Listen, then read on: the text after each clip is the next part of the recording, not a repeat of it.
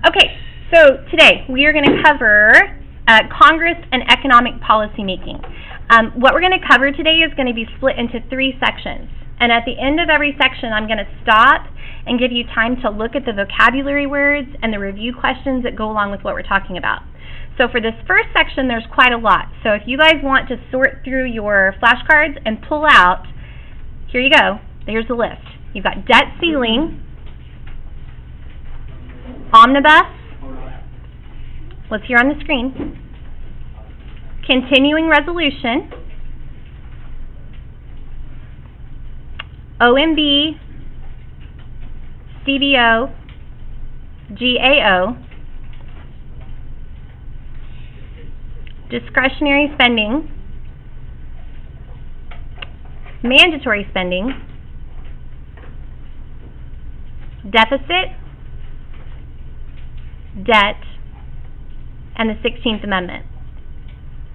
And so what we'll do, as I'm talking, I've got some video things I'm going to show you, I've got some charts, etc. What I would encourage you to do is, as I talk about those things, look at those cards. And if you feel like you would benefit by writing it down, you certainly can, but just that way you tangibly have got something in front of you, and then we'll get through those 3 questions. The other words you can put aside for now because we're not going to get to those yet in the first section, and that may be all we get done today, which will be okay. For omnibus, are you talking about the omnibus bill? Yes, sir. Omnibus bill. Absolutely. Okay?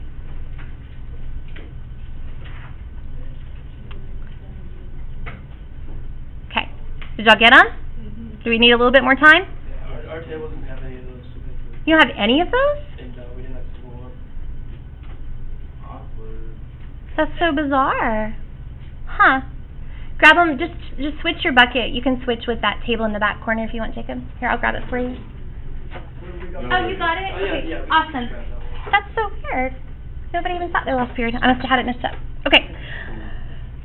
All right, and then big picture questions that we're going to answer, if you want to kind of be thinking about this, we want, by the end of this, I need you to be able to tell me that why and how Congress is in charge of most of the economic policy decisions we make in this country.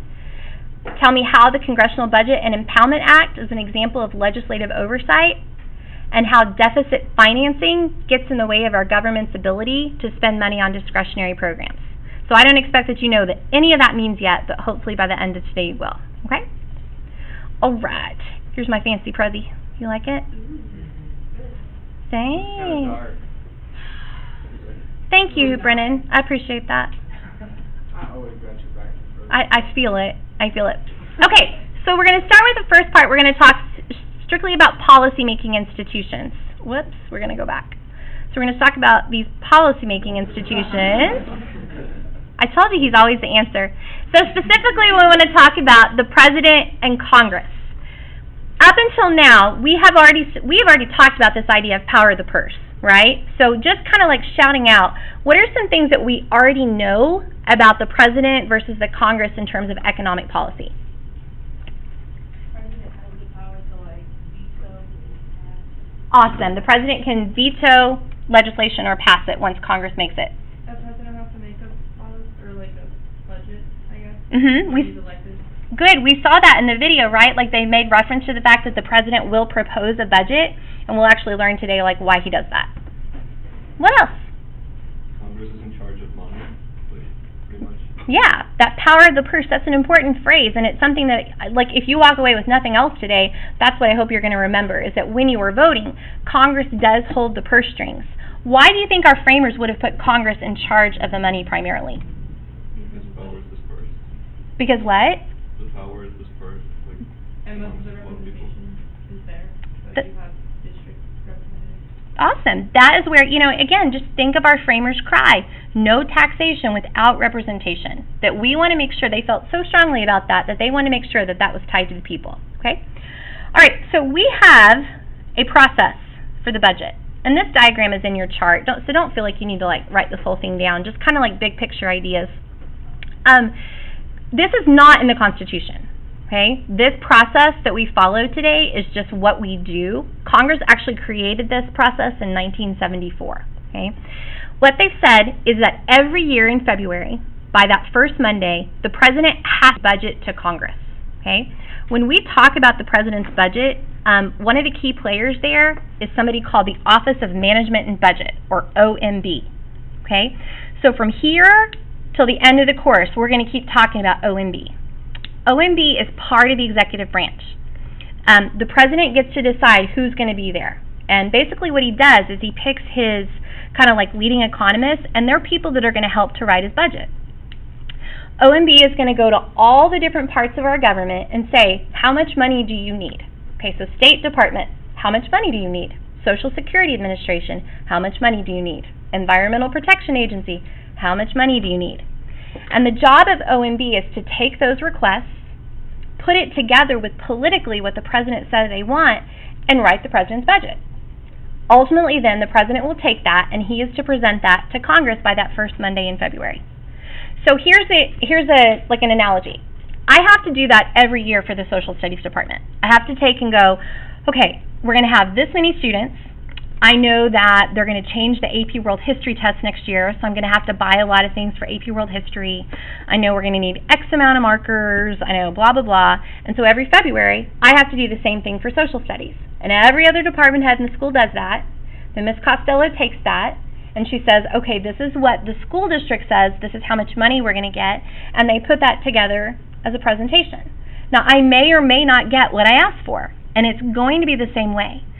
But the difference is that here, like, what I asked for is going to be pretty influential, right? And what Mr. Spain says he needs, so long as it's legit, he's probably going to get that money, okay? In this situation, the Congress doesn't have to do what the president says. Like you saw in that video clip that we watched last class where the congressman that they interviewed when he talked about the power of the purse, he said that usually they don't even vote on the president's budget. Well, they actually did last time. Like they had this ceremonial vote, and they did not vote. All 535 of them voted against the president's budget, right? They don't normally do that, but to be honest with you, it is merely a suggestion. So what's going to happen then, Congress has an equivalent of OMB, and we call that CBO. That is the Congressional Budget Office. Again, it's not elected people. It's economists that work for Congress, and they're going to take what does the Department of State say, what does the EPA say, what does the Social Security Administration say. They're also going to look at, well, what do we think is going to happen with the economy? Do we expect to grow? Do we expect to shrink? And they're going to go through and they're going to also create projections. By April 15th, they have to create budget resolutions. And that is the maximum amount of money that they're going to allow to be spent in these different categories of spending. Those different categories of spending are huge. I believe there's 13 of them, though I could be wrong. Don't quote me on it. And they're huge, like healthcare and defense. They're like major like categories of spending, and the resolution then we'll build our budget, our appropriations, off those major categories of spending. Okay? So I want to show you something real quick, and then I'll put this back up. All right, so let's pretend that this is our defense budget. Okay?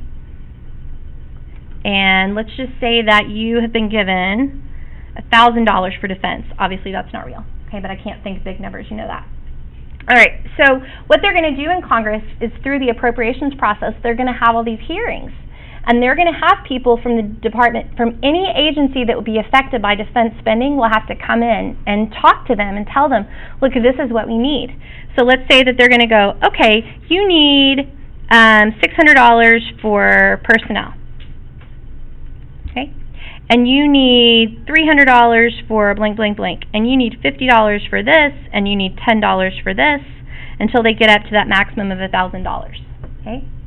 And obviously it will be a whole lot more than that. Spending, oops, got a little delayed there.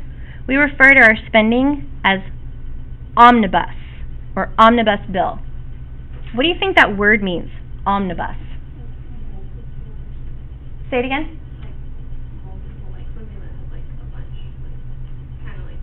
Yeah, you're right. Something that has a bunch. It's a lot. It's big. Omnibus bills have tons and tons and tons and tons of things in them. And it takes them a while to create them. Okay? All right, Lizzie, I want you to imagine right, that this is this defense bill. It makes it through the House of Representatives, and it's got all this stuff in there. And then it gets sent to the Senate, and you're a senator, and you are representing Texas, and we have some military bases here, and you want to make sure you take care of your people, okay? So let's imagine that you decide you want to go in there and you want to say, you know what, I'm going to amend this a little bit, and I'm going to add $200 to develop the roads around, like, whatever the Air Force Base is in San Antonio. Okay? Yeah, we're going to make sure, what's it called? Laughlin. Okay, so we're going to develop, like we want to develop the infrastructure around there, because we've got lots of people in our state that are depending on that, and we want to take care of them. That is called pork, or pork barrel spending. Lizzie is bringing home the bacon. Okay, so what she did is she took this bill, and she said, you know what, that's a great bill, but here's an opportunity for me to do something for my people, okay? All right, so Victor, you're on that committee. What do you think about spending $200 in Lizzie's state? Do you like that idea? Yeah, why? You're a senator from Rhode Island. Oh, I don't. You don't like it? Okay, why?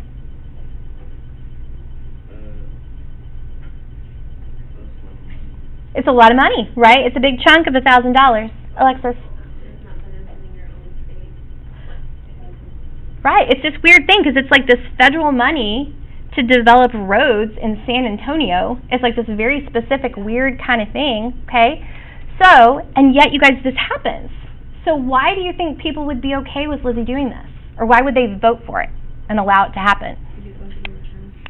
Ooh, they might get something in return. You can't see that very well, can you? They might get something in return, right? Or maybe Annalise says, I'm so opposed to pork barrel spending. That's a horrible process.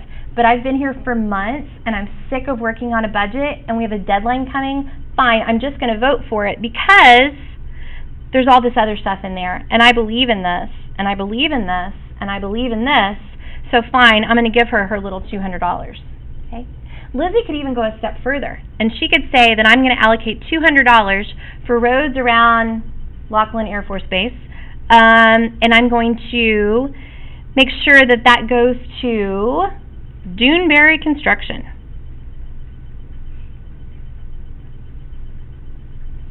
That is called an earmark. And an earmark is when in the budget you go ahead and expedite the process and you make it easier now for the government to get that built. Because instead of create the project and have all these different companies come in and bid on it and say, okay, who's going to do the best job? Well, Lizzie already knows. She's from Texas. She knows who the best construction company is, so she took care of it for us, right? Can you imagine why that might be a problem for some people? Then they expect money in return, like you might be getting money from them. Kind of feels weird, doesn't it? Action committee. So that's one of the concerns. This process, you guys, some years pork barrel spending and earmarking is huge, like a huge part of the budget. With the advent of the Tea Party, they don't like this. I'm sure you can imagine. Like, this is a very anti-Tea Party thing. And so they really put a moratorium on it, though certain kind of pork has crept into the budget.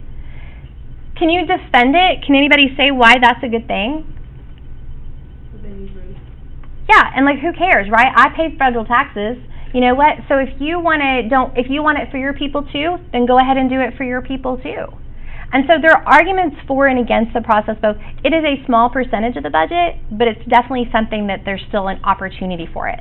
So I'm reticent to say we don't do it anymore, because as soon as I say that, they'll turn around and do it again in the next budget, right? Because this process is not constitutional. This process is just like what Congress does, okay?